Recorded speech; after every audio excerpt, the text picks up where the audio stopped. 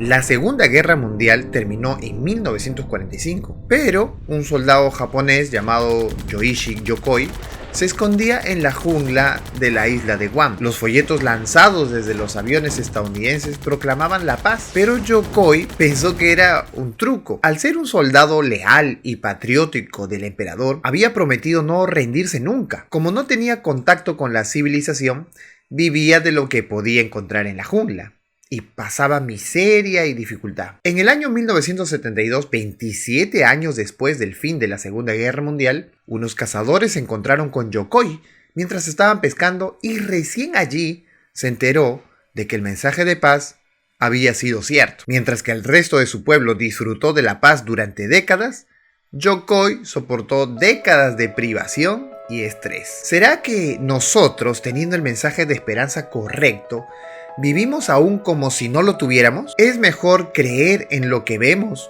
que en lo que se nos ha prometido? ¿La única salvación del fin del mundo es buscando un buen lugar donde esconderse? ¿O preparar un carácter confiado en Dios para obtener vida eterna? El mensaje de Dios una y otra vez ofrece esperanza. Estudiemos juntos. Consolaos, pueblo mío.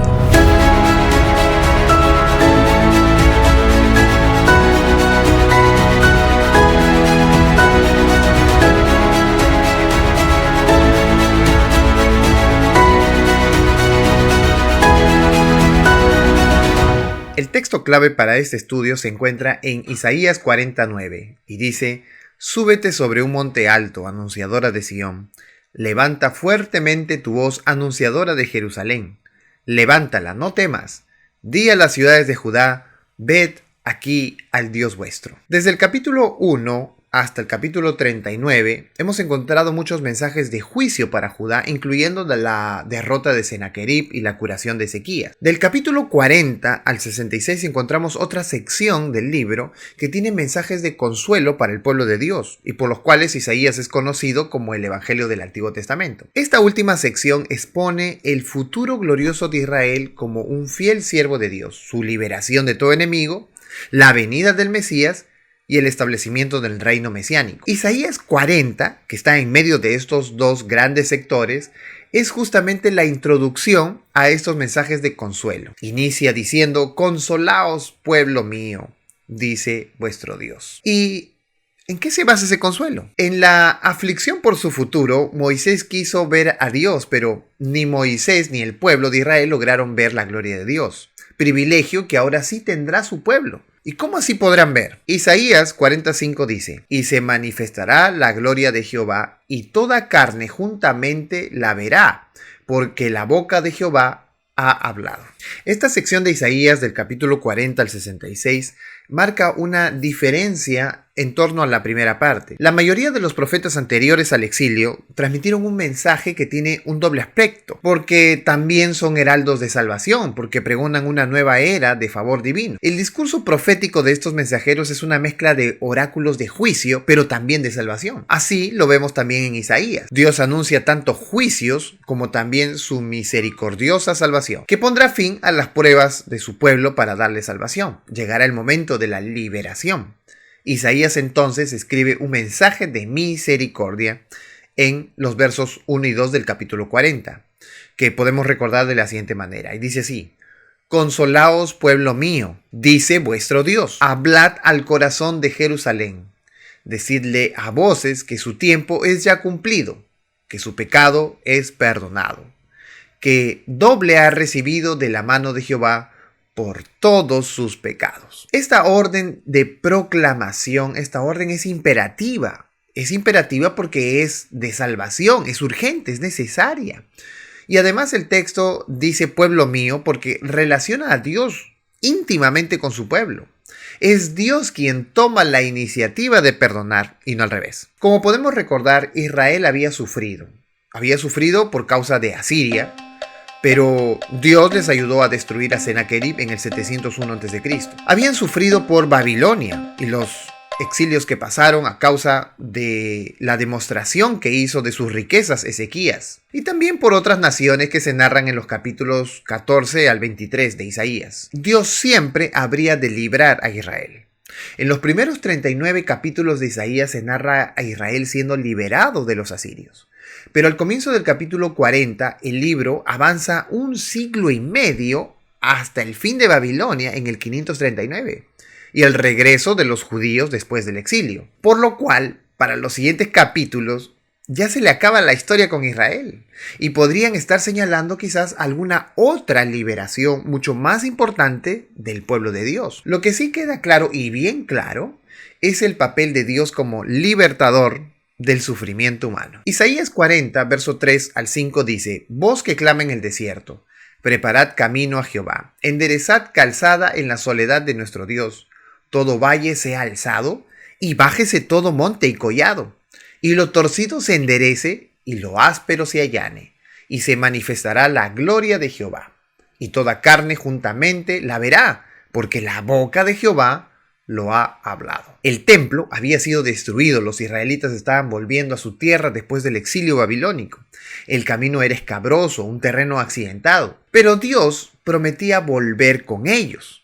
Por lo tanto, debían arreglar el camino.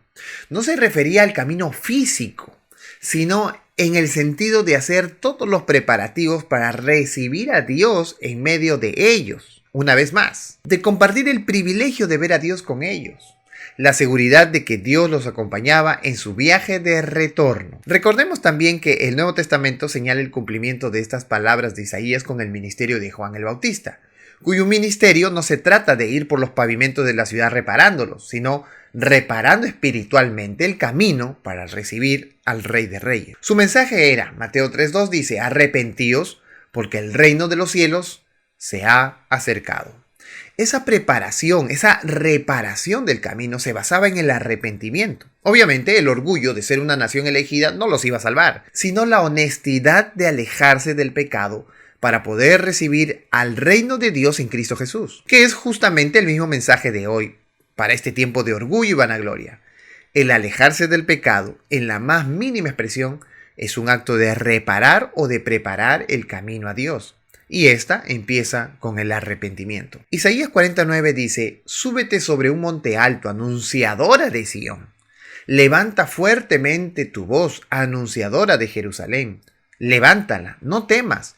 Di a las ciudades de Judá: ved aquí al Dios vuestro. Este texto nos dirige a un acto evangelizador. Aunque Juan el Bautista ha sido la mejor interpretación para los textos de Isaías, recordemos que no fue el único. Simeón, un hombre piadoso, y Ana, una profetisa, conocieron a Jesús cuando aún era bebé y proclamaron a Jesús como el cumplimiento profético del Mesías. De igual manera, Juan el Bautista reconoció a Jesús como el Cordero de Dios, y luego María Magdalena, que fue testigo de la resurrección de Jesús y la primera en anunciar a los discípulos las buenas nuevas. Según Isaías 43 al 5, ¿cuál es esa gloria que se iba a manifestar? Cuando los israelitas salieron de Egipto, su peor y más grande pecado fue el hecho de construir un becerro de oro para adorarlo, a las faldas del monte donde Dios estaba dando sus leyes. Después de esta terrible experiencia, siguen con el viaje, pero Dios le dice que no irá con ellos en el desierto. Esta situación desconcertó a Moisés, por lo que él le pide a Dios que le muestre su camino, es decir, su voluntad, su carácter, pero el aspecto visible de Dios. Él quería saber cómo era Dios. En palabras de Moisés, él quería ver su kebod, el hebreo de la palabra en español gloria. Sin embargo, Dios destaca su revelación en términos de atributos, no en términos de su apariencia externa. En Isaías 40 y el capítulo 52, podemos entender que esa gloria que se muestra es también su salvación. Que la gloria de Jehová es el acto poderoso de Dios que trae salvación. La gloria de Jehová equivale a sus acciones, importancia y peso, literalmente, en medio de su pueblo. Romanos capítulo 5:8 dice: Mas Dios muestra su amor para con vosotros, en que siendo aún pecadores, Cristo murió por nosotros. Juan 1:14 dice: Y aquel verbo fue hecho carne y habitó entre nosotros, y vimos su gloria como del unigénito del Padre, lleno de gracia y de verdad. La máxima demostración de la última liberación de Dios, no de Egipto, de Babilonia, sino del mal, es Jesús, quien ha resucitado, ha vencido a la muerte. La gloria de Dios se revela en esta acción. Se revela en el amor de Dios por nosotros, los seres humanos que somos pecadores, pero que nos arrepentimos. ¿Cómo podemos arruinar ese gran ofrecimiento de Dios? Cuando en vez de mirar a Dios, de fortalecernos en su palabra, decidimos adorar cualquier otra cosa que nos desvíe de su palabra. En la Biblia también se le conoce como un adulterio espiritual. Pero, ¿qué es idolatría? ¿Cómo definimos qué es un ídolo? Isaías 41:29 dice: He aquí, todos son vanidad, y las obras de ellos nada. Viento y vanidad son sus imágenes fundidas. Los idólatras de la antigüedad creían que adoraban a los poderosos seres divinos a través de imágenes o símbolos de ellos. La adoración de un ídolo que representa a algún dios quebranta el primer mandamiento que dice: no tendrás dioses ajenos delante de mí. Pero si un ídolo está destinado a representar al Dios verdadero, como lo fue el becerro de oro, el Señor lo rechaza como una imagen de sí mismo, ya que nadie sabe cómo representarlo y nada puede representar su incomparable gloria y grandeza. Por lo tanto, en sí mismo, un ídolo funciona como otro Dios, y adorarlo quebranta el primer mandamiento y el segundo también. Adorar a un ídolo es reemplazar la presencia real de Dios y por lo tanto incluso negarla. Pero, ¿por qué siendo el pueblo de Dios le gustaba la idolatría si en el fondo ellos sabían que todo esto estaba mal? Sabemos por escritos antiguos que la idolatría era muy atractiva porque tenía que ver con el materialismo. Al utilizar modos de adoración con los que la gente podía verse reflejada, los idólatras honraban a las fuerzas que creían que podrían proporcionarles fertilidad y prosperidad. Era una religión de autoayuda. ¿Te suena conocido? Muchos que llevan el nombre de cristianos sirven a otros dioses además del Señor. Nuestro Creador demanda nuestra dedicación suprema, nuestra primera lealtad. Cualquier cosa que tienda a disminuir nuestro amor por Dios o que interfiera con el servicio que le debemos, se convierte en un ídolo. Queda claro, entonces, que la gloria de Dios es Jesús. El acto salvífico de Dios se encuentra en Jesús. Sin embargo, también tiene que ver con adorarlo únicamente a Él. El tema que nos corresponde a este tiempo, el tiempo del fin, es también el tema de la adoración. ¿A quién decides adorar? Podemos concluir entonces en lo siguiente. Número 1. Dios es un Dios libertador. La liberación final del pecado inicia con la liberación personal de Él, es decir, con el arrepentimiento. Ese acto de no querer ni desear participar del pecado hace que cada día renovemos el camino para el reino de Dios. Esa es nuestra parte, porque la parte de Dios ya ha sido hecha para cada uno de nosotros. Número 2. Permanecer en la eterna palabra de Dios es la única cosa que hará que tengamos fe en medio de las pruebas, dificultades e incluso la muerte. En ocasiones le tenemos más miedo a la muerte, como si ésta nos separara del todo de Dios y de nuestros familiares, cuando en realidad la fe y la permanencia en Dios es mucho más poderosa que la muerte. Ten la esperanza que pronto resucitaremos para vida eterna. Prepárate para ello. Y 3. El orgullo y la arrogancia que hace que seamos idólatras pueden ir abandonándose cuando cada día nos humillamos y arrepentimos ante Dios y dejamos que su palabra nos corrija. Es cierto que las escenas de este fin del mundo nos aterran y corremos de un lado a otro en busca de un lugar seguro. Pero en este mundo no hay lugar seguro, sino únicamente al lado de Jesús. Invertir nuestra vida en Él contribuye a salvarla, porque Él está listo para que así sea. ¿Te parece si entregamos de una vez el corazón a Jesús? Que Dios te bendiga. Nos vemos la siguiente semana.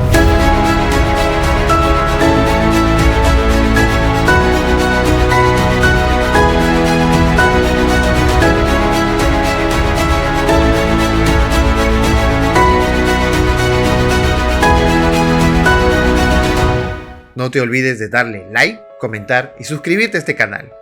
Comparte con tus amigos. Bye.